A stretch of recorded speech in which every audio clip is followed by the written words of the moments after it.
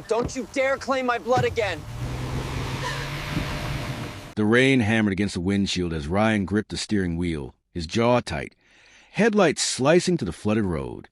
Elena held her stomach, breath trembling, whispering his name, but he didn't look at her.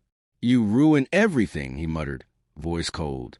A contraction hit, sharp and merciless, but he pulled over anyway, unlocking the door. "If you want that child, keep it. But don't you dare claim my blood again." She cried out, reaching for him, but he drove off, taillights fading into the storm. Soaked, shaking, aching in labor. She collapsed to her knees, just as another car approached and stopped, its headlights revealing her pain. The door opened.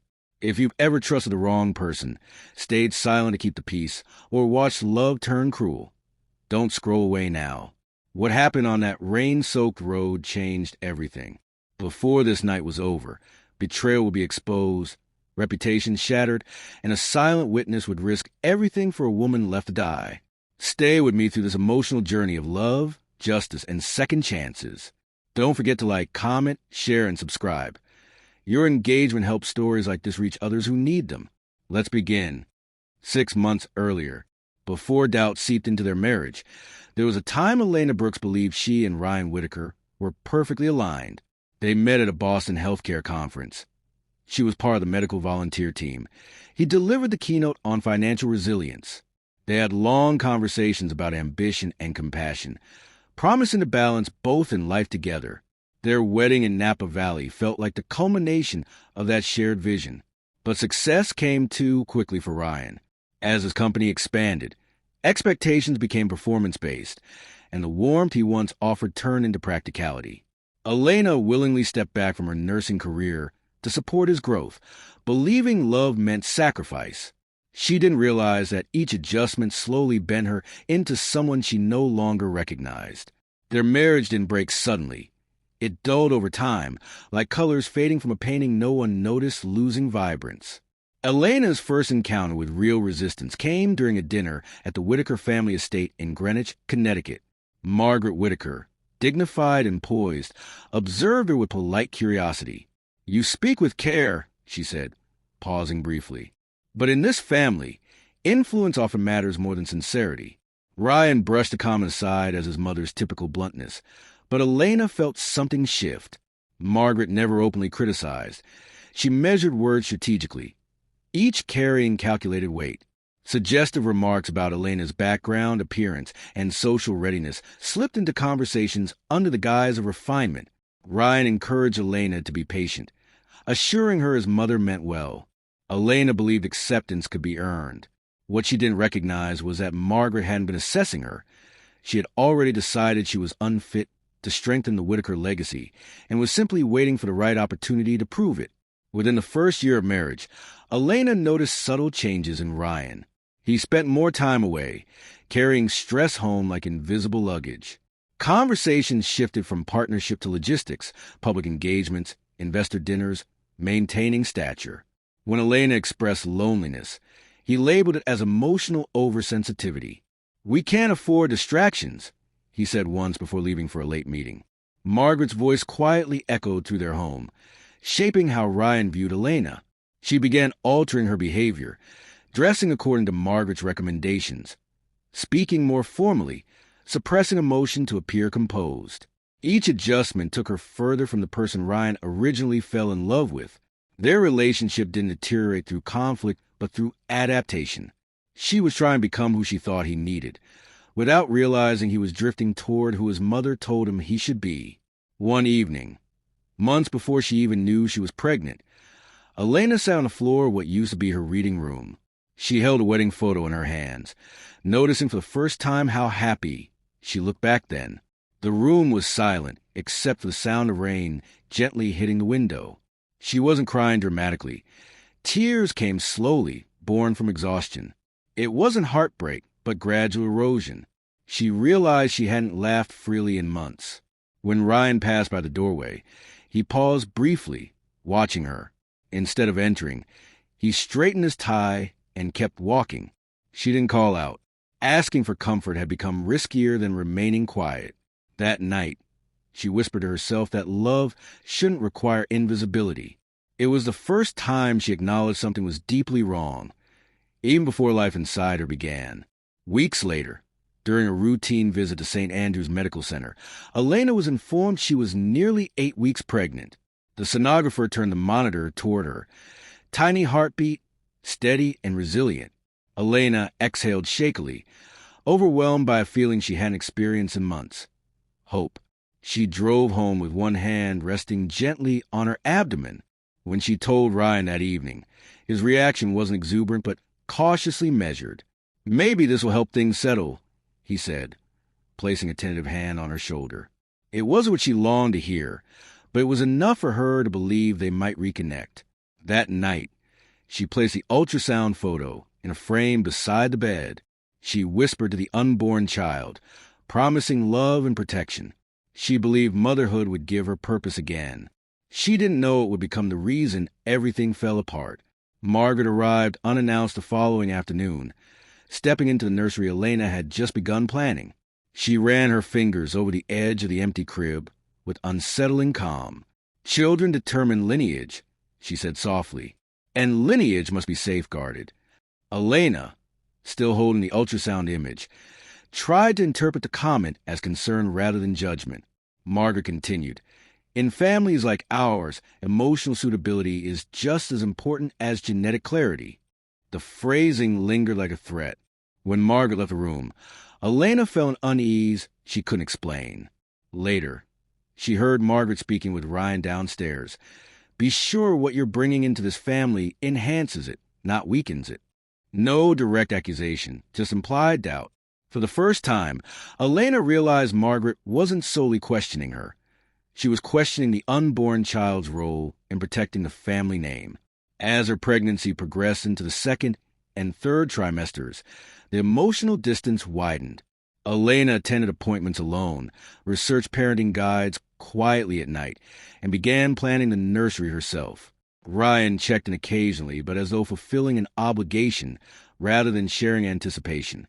When she asked if he wanted to help choose baby essentials, he responded, "Just make decisions that reflect stability."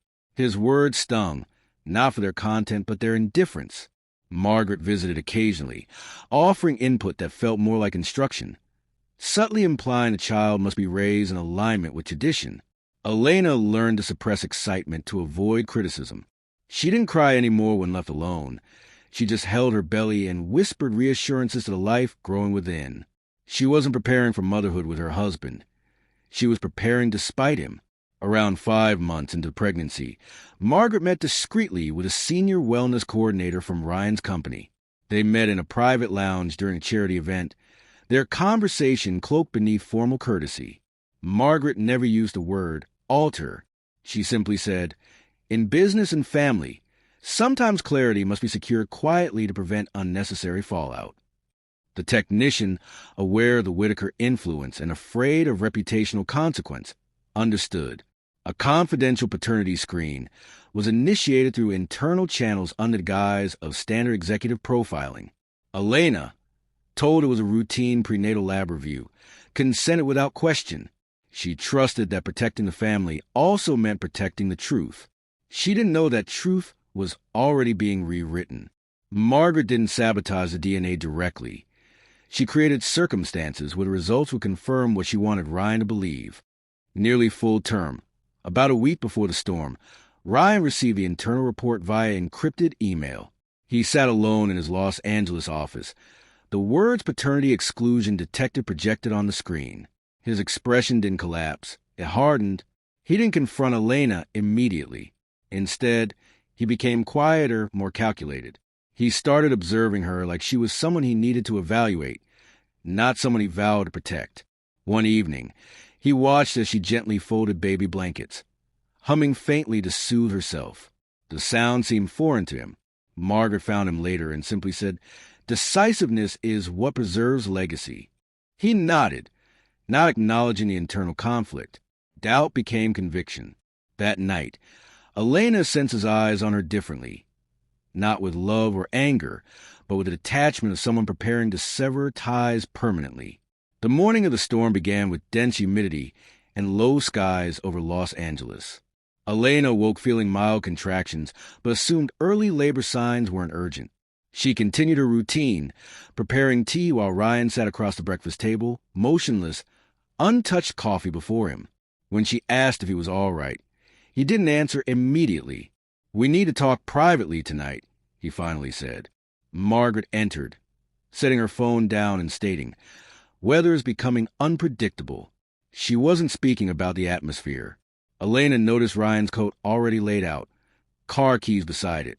Unease grew in her chest, but she dismissed it as anxiety. Later that evening, rain hammered against the windows. Ryan retrieved his keys, stood at the doorway, and said, "Come with me." No explanation, no farewell. She followed, unaware that she was stepping into the night that would change everything. That same night, inside the car, the storm intensified as dusk settled over Los Angeles. Ryan drove in silence, his grip firm on the steering wheel, raindrops striking the windows like impatient fingers. Elena shifted uncomfortably, contractions gradually becoming more defined. "Ryan, my due date is close," she whispered. He didn't look at her. "I know," he replied flatly. She watched his reflection through the passenger window and searched for hesitation, for anything resembling the man she once knew. Instead, she saw resignation. "Please talk to me," she murmured. "Whatever you think you saw, whatever someone said, it's not what I saw," he cut in. "It's what I know." His tone wasn't raised, but the finality hurt more than anger. Lightning flashed through the windshield, illuminating the road ahead like a warning. She pressed her palm over her stomach, praying the child didn't arrive before truth did. They reached a secluded stretch along Mulholland Drive, where the city lights below blurred beneath sheets of rain.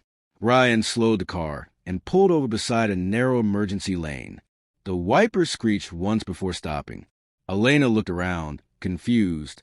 "Why are we here?" she asked. Ryan put the car in park and kept his hands on the steering wheel. "Because this conversation doesn't belong in the house." She noticed his shoulders tense as he finally turned to face her. "I won't be publicly humiliated," he said. "Not by you. Not by what you're carrying." Elena's eyes widened in disbelief. "I've never betrayed you," she said, voice trembling. A sharp pain surged through her, forcing her to inhale sharply. Ryan saw it, but didn't react. "Get out," he said quietly. Outside, the storm roared like the world knew what was coming. Rain pounded against her as she stepped out of the car, her hands gripping the doorframe to remain upright.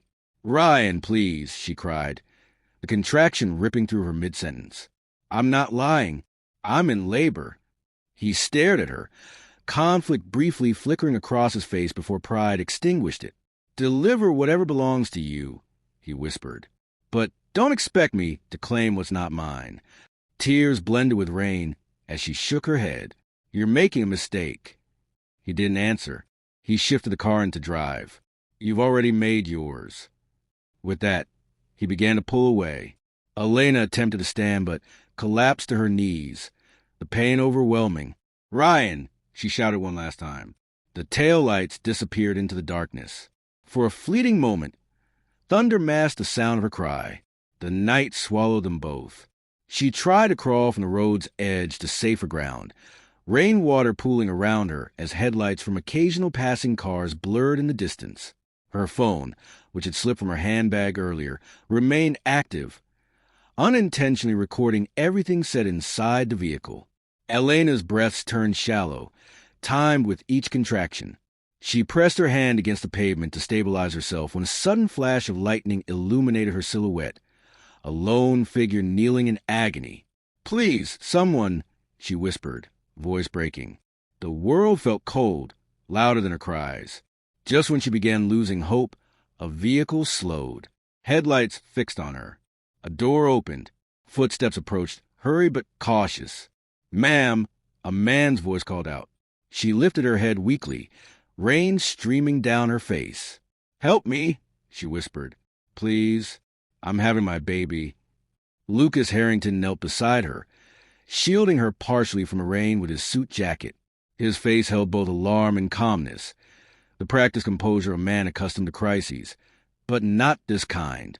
"I'm calling for emergency support," he said, dialing 911 on speaker. "I need paramedics on Mulholland Drive. Female in labor. Severe distress." Elena clutched his arm as another contraction hit. She had heard of him. Tech magnate, grieving widower, but never expected he'd be the one sent to save her. "Your name?" he asked gently. "Elena," she gasped, tears mixing with rainfall. "Please don't leave me." "I won't," he said with rare certainty. The dispatcher began guiding him through emergency birthing measures. Lucas removed his jacket entirely, covering her to retain some warmth. "Stay with me," he said firmly. "Don't give up now. Not tonight."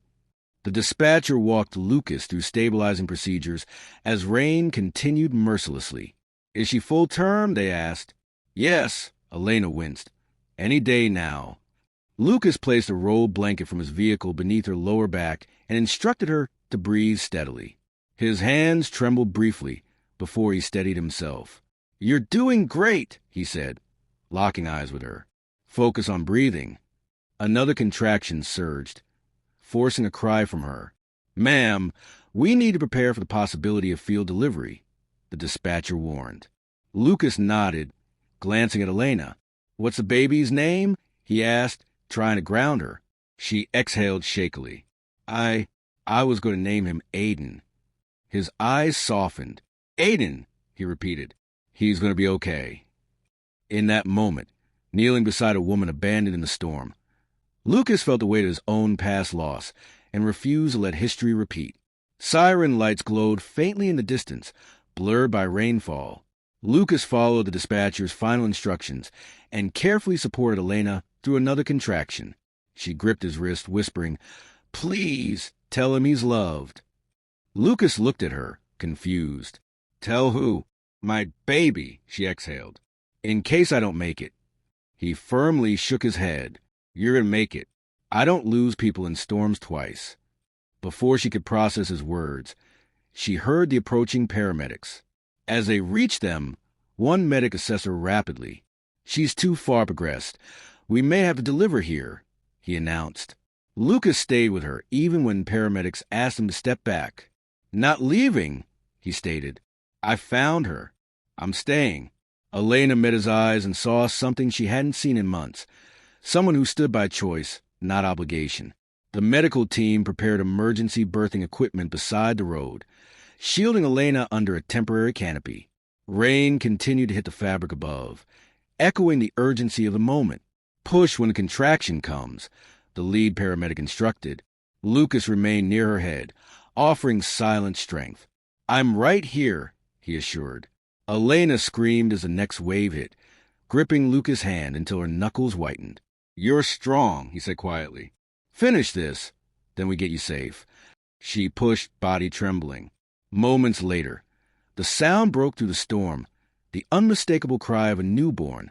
Elena collapsed back, tears of exhaustion and relief escaping. The paramedic held up the baby boy briefly, before wrapping him securely. "Healthy male," he confirmed. Through heavy rain and pain, Elena smiled weakly. Lucas whispered, "Welcome, Aiden." For the first time that night, she believed survival was possible.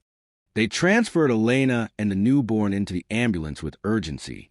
As Lucas prepared to step inside after them, the paramedic hesitated. "Sir, only medical personnel or direct family." Lucas pulled out his phone, rain still streaming down his face. "I'm escorting them. My driver will retrieve my car." He made a quick call. Mulholland Drive, roadside. "Bring it to St. Andrews immediately." Without waiting for confirmation, he climbed in beside Elena. She reached for his hand, exhausted. "Why didn't you leave?" she whispered. Lucas looked at her, then at Aiden's tiny form. "Because no one deserves to be left alone in a storm." The ambulance doors shut, sirens igniting. As they drove off, his car remained safely parked, already on his way to be collected, like everything else he refused to abandon that night. They arrived at St. Andrews Medical Center, where a team immediately took Elena into maternity emergency care. Lucas stepped back but remained in sight, watching as doctors stabilized her vitals. A nurse informed him Aiden was in healthy condition. Elena's eyes followed Lucas. "Don't leave," she murmured as they began transferring her to another gurney. He nodded slowly. "I'm still here." As they wheeled her away, rainwater from the ambulance tracks blurred reflections on the floor, mirroring the collision of chaos and hope she lived through that night. Lucas glanced at the tiny hospital ID on Aiden's wrist. Something in him shifted. This wasn't just intervention. It was responsibility. Not legally, not romantically, but morally. Elena was taken to a recovery room. Lucas stood quietly in the hallway, watching over both mother and child as if fate had personally assigned him guardian. St. Andrew's Medical Center. Moments later, hospital emergency arrival, stabilization, beginning of legal/relational fallout. Inside the emergency maternity ward, doctors worked to stabilize Elena while nurses cleaned and examined Aiden. Lucas remained just outside the glass partition, watching, his shirt drenched and hands still trembling. A nurse approached him. "Sir, are you family?" Lucas looked at Elena through the window before answering quietly, "Tonight, I'm the closest thing she has." The nurse nodded and didn't question further. Ryan's number flashed repeatedly on Elena's phone, still recording in her handbag. She didn't reach for it.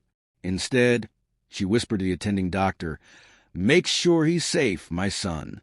When they transferred her to a recovery room, Lucas offered to contact someone. "No one," Elena said faintly. "Not yet."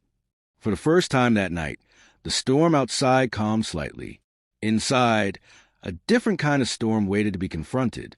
Meanwhile, at the Whitaker estate, Margaret paced the hallway as lightning cast fleeting shadows through the windows. Ryan stood by the liquor cabinet, glass in hand, pretending to remain composed.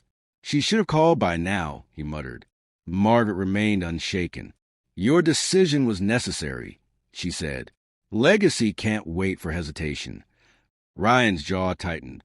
"I left her during labor," he whispered. Margaret didn't flinch.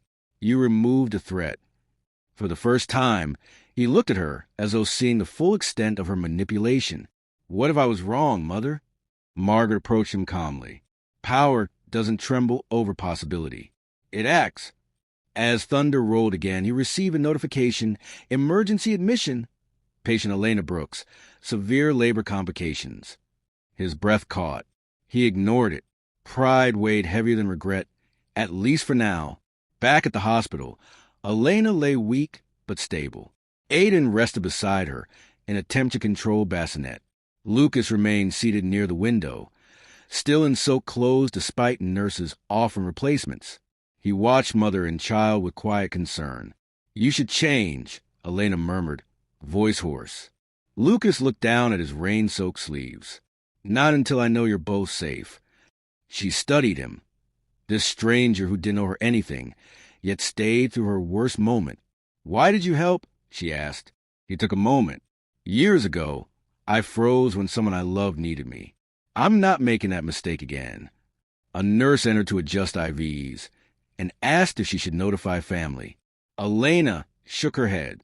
"My family knows," she whispered. They chose silence. Lucas leaned closer. Then they forfeited the right to show up tonight. Aiden's vitals stabilized, but Elena remained emotionally fractured. Lucas stepped out briefly to inform the charge nurse he would cover any immediate costs. "You're not listed as legal guardian," she noted. "Then bill it under emergency responsibility," he replied. "I'll sign whatever's needed." As he turned, he noticed Elena's phone being collected from the ambulance kit. Its screen still showed the running recording. He hesitated, recognizing what might be on it. Before he could examine it, Elena called out softly, "Lucas." He returned to her side. "If something happens to me, promise you'll protect him." Lucas didn't respond with reassurance. He responded with resolve. "I'll do more than protect him," he said. "I'll make sure what happened tonight doesn't go unseen." Outside, rain continued lightly, as if the storm had paused to listen. Later that night, Lucas stepped into the hospital corridor to take a call from his assistant. "Your car has been taken to your residence, sir," they confirmed. "Do you need anything else?"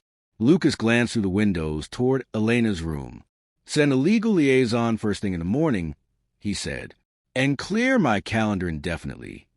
He ended the call and stood silently through the partially open door. He heard Elena humming softly to Aiden, tears silently streaming down her face. She didn't cry loudly. It was the type of grief that came after survival. Lucas entered quietly. "You don't need to stay," she said. "I know," he replied, pulling up a chair. "That's why I'm staying." She closed her eyes, exhausted but comforted. For the first time since leaving the estate, she felt safe enough to sleep. Morning arrived slowly, muted by gray skies. Elena awoke to the soft beeping of monitors and Lucas seated beside her, now in dry clothing provided by hospital staff. Aiden slept peacefully in a bassinet next to her bed. Elena's voice was faint. "He looks calm," she whispered. Lucas nodded, because he knows his mother fought for him. A hospital administrator entered cautiously. "Ms. Brooks, do you have someone to contact for your postnatal care? Legal guardianship? Partner?" Silence followed. Elena looked toward the window rather than answer. Lucas spoke instead. "Her support is being arranged." The administrator hesitated. "But she is under medical distress," Lucas interrupted. "For now, act in the interest of safety." His tone left no space for debate. When the door closed, Elena looked at him. "You keep stepping in." "I won't apologize for it," he replied. At midday, while Elena rested, Lucas stepped into a corner consultation room and contacted a legal specialist. "Prepare for potential negligence, emotional harm, and endangerment claims," he instructed. "Name the father?" the attorney asked. Lucas paused. "That will be addressed after evidence is reviewed." He retrieved Elena's phone and replayed the last recording from the roadside. The voices were clear. Ryan's accusations, Elena's pleas, the storm. Lucas ended the call, anger controlled but palpable. He returned to the room and found Elena awake.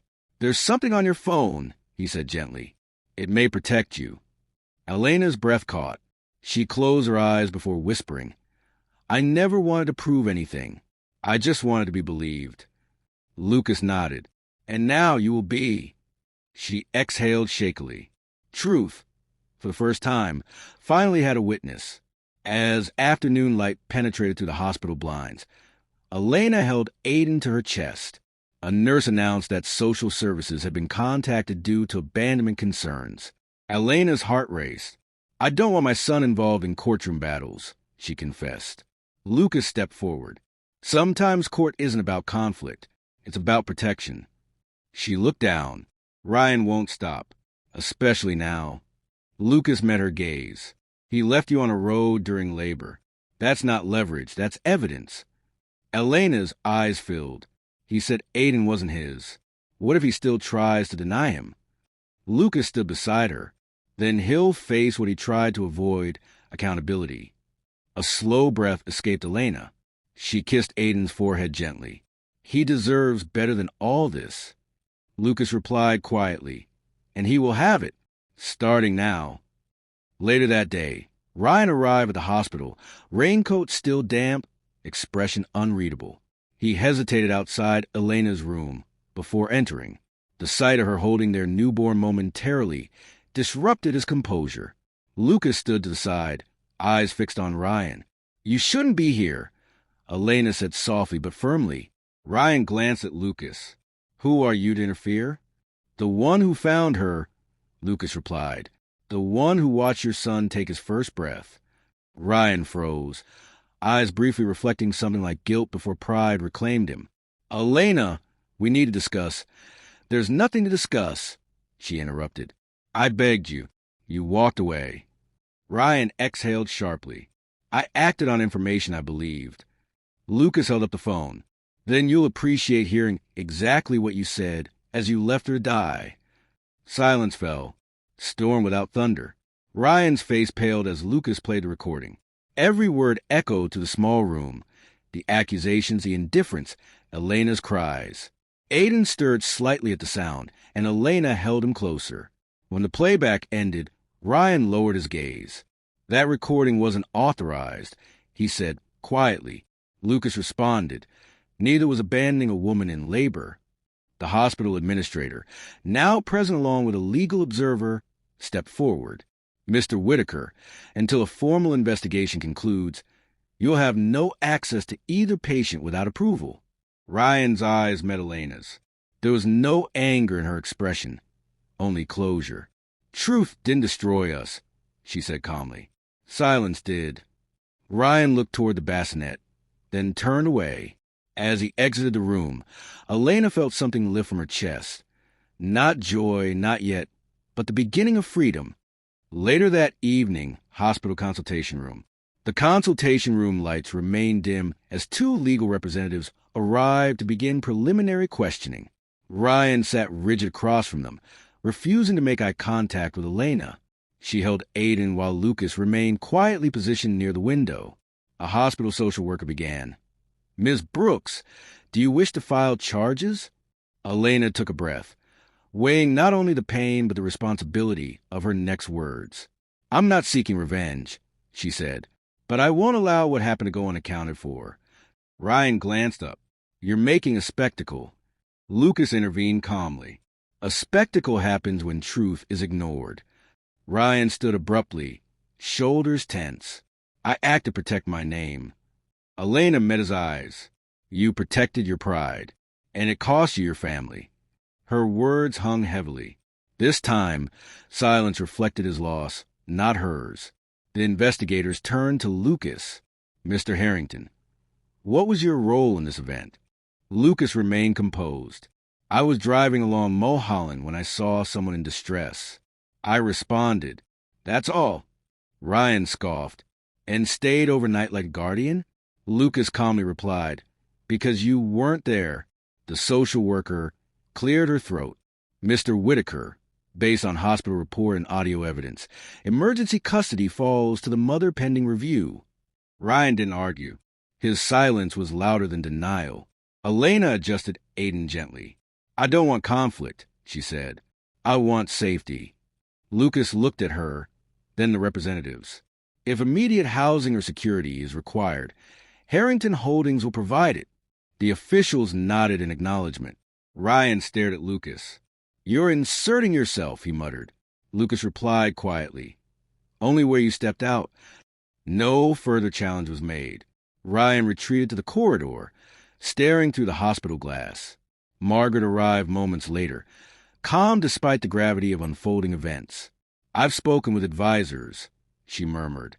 Damage control is still possible.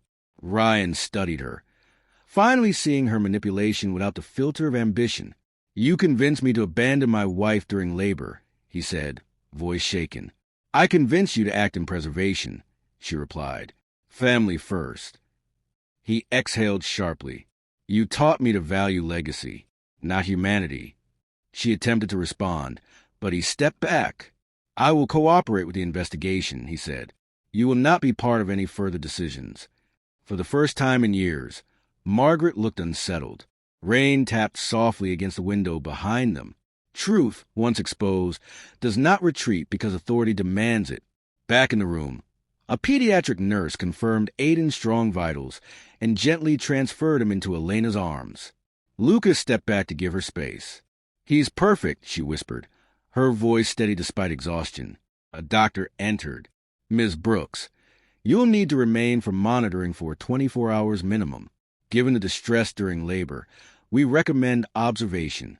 Elena nodded. The doctor hesitated before adding, would you like someone officially listed as emergency contact? Elena looked at Lucas. He didn't pressure her, simply waited. If you're comfortable, he said softly, I can fill that role temporarily until you decide otherwise. She nodded. Yes. The doctor made the adjustment.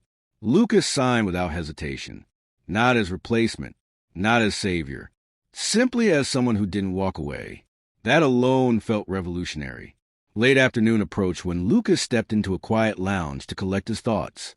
His assistant called again. Should I proceed with legal arrangements? Lucas responded. Begin discreet preparation. No media extraction yet. Understood. Do you need personal support? Lucas paused, his gaze on the maternity wing. Not personally. For them. He ended the call and closed his eyes briefly. His late wife's memories surfaced. Her final words during a storm years ago when emergency came too late. He had lost her because he hesitated. Tonight, he had chosen movement over fear. When he returned to Elena's room, she was resting. Aiden lay beside her, stirring quietly.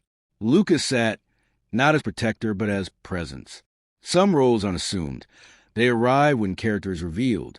He chose to stay. She allowed it without question. As evening settled, hospital security confirmed restricted access to Elena's room. Lucas coordinated temporary legal counsel to prevent premature visitation from Ryan or Margaret. Meanwhile, Elena woke to twilight shadows across the room. She reached for Aiden, tracing his tiny fingers. Lucas watched quietly before speaking. "Can I ask something?" She nodded. "If you had been believed before tonight, would any of this have happened?" Elena inhaled slowly. Truth wasn't the problem. Trust was. "I believed love meant silence. Turns out, silence feeds doubt." Lucas nodded thoughtfully. Silence is often mistaken for compliance. She glanced toward the door. "What comes next?" Lucas replied honestly. "Difficult decisions, but now on your terms." She didn't respond immediately. Instead, she whispered, "For once, that feels possible." A subtle shift occurred. Not freedom yet, but the beginning of reclaiming her voice. Ryan returned hours later, seeking a private meeting. Hospital administration allowed entry under supervision. Elena agreed, not out of reconciliation but closure. He stood at the foot of her bed, carefully avoiding eye contact with Aiden. "I didn't come to fight," he said. "I came to understand." Elena looked at him plainly. "You chose accusation over conversation." His eyes flickered. "I was misled." She replied softly, "No, you were convinced because it suited what you already feared." He swallowed, silent. "Aiden is my son," she continued, "and whether you accept that or not, he will never experience abandonment." Ryan glanced toward Lucas, standing quietly by the window. "You replaced me quickly," he muttered. Lucas responded calmly. She wasn't replaced. She was rescued. Ryan looked back at Elena. "I don't expect forgiveness," he said. "I just needed to hear you speak again." Elena didn't offer immediate response. She gently adjusted Aiden, eyes steady. "You will not take him from me," she said. Ryan nodded slowly. "I won't fight custody. I was wrong." She raised an eyebrow. "What changed your mind?" He glanced toward the hallway. "Listening to you before, when you were outside in the rain, that wasn't strength. That was survival. And you shouldn't have been alone." His voice trembled for the first time. Elena nodded. "I don't hate you, Ryan, but I won't protect you from consequences." He exhaled deeply. "I'll accept them." As he turned to leave, he paused beside Lucas. "Thank you," he said quietly. Lucas didn't reply. Some acknowledgments are beyond words. Ryan exited, not redeemed, but no longer defiant. Sometimes accountability is the only apology that matters. Hospital administration returned with updated documentation. Elena retained full emergency custody. Pending review, Lucas was listed as temporary emergency liaison and personal support contact. A social worker recommended relocation until legal matters settled. Lucas addressed Elena directly. "You can stay at my estate's guest house. Private. Secured." Elena hesitated. "I don't want to depend on anyone anymore." Lucas nodded. "Then call it temporary safety, not dependence." After a pause, she agreed. Arrangements were made for her discharge the following day. As Aiden slept, Elena sat upright, finally resembling someone who had survived more than defeat. Lucas remained silent, understanding space without retreat. For the first time since the storm began, quiet didn't feel like fear. It felt like healing. Outside, rain reduced to a light mist. Some storms don't vanish. They soften, allowing breath after endurance. Before leaving for the night, Lucas approached the bed. "I'll return in the morning," he said. Elena looked at him carefully. "Why are you really doing this?" Lucas took a moment. "Because someone once asked me the same question, and I didn't act.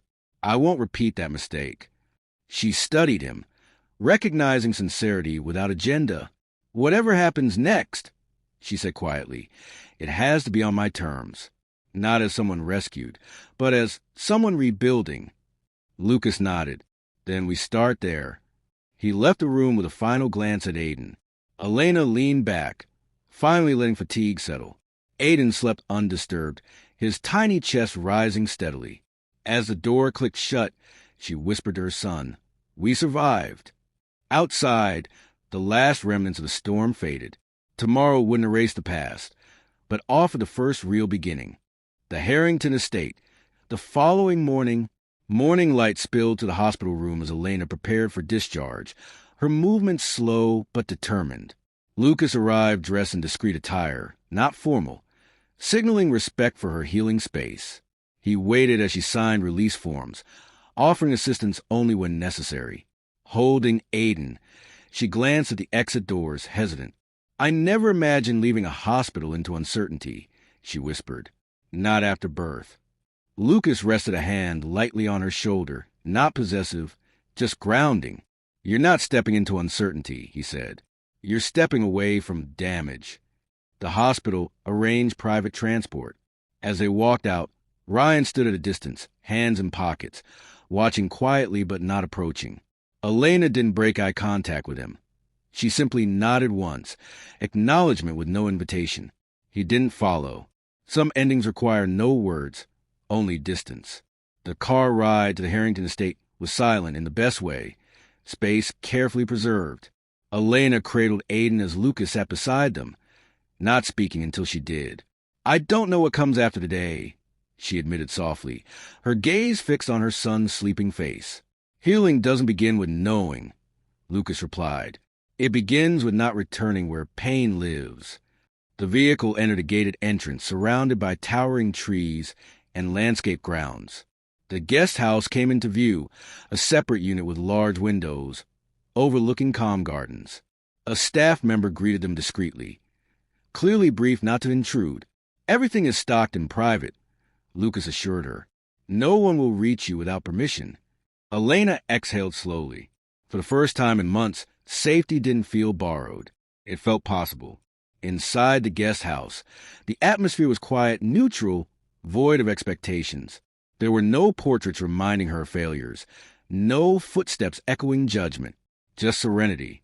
Elena placed Aiden gently in the crib that had been provided.